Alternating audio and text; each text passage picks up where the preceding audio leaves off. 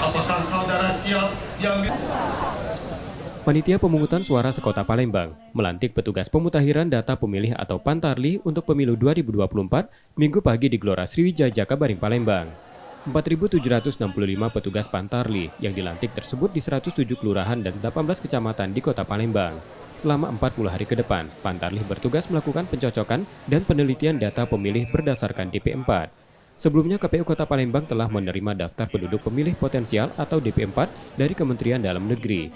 Di lapangan, Pantarli bertugas mencermati data tersebut secara door-to-door ke rumah warga. Data pada DP4 akan disesuaikan dengan IKTP yang dimiliki warga. Pantarli juga akan meneliti warga yang sudah memiliki hak pilih namun belum terdata, serta warga yang kehilangan hak pilih karena meninggal dunia atau beralih status menjadi TNI Polri. Setiap 10 hari, para petugas akan melaporkan hasil coklit ke PPS, PPK, dan KPU secara berjenjang.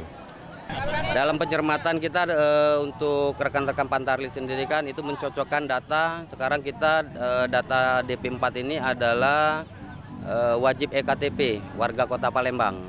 Itu berjumlah kurang lebih 1,2 juta yang kita terima DP4 khusus di Kota Palembang. Nah, mereka mencocokkan data baik NIK, baik alamat, pencocokan DP4 dengan EKTP yang dimiliki oleh warga Kota Palembang.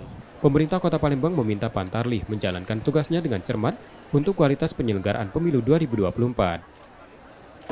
Kami berharap ya kepada seluruh petugas ini, mari gunakan momen yang sedikit ini untuk betul-betul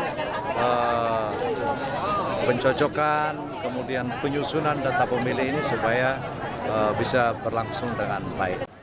Dalam DP4 tercatat 1,2 juta warga Kota Palembang yang merupakan pemilih potensial. Jumlah tersebut termasuk pemilih pemula yang sudah berusia 17 tahun.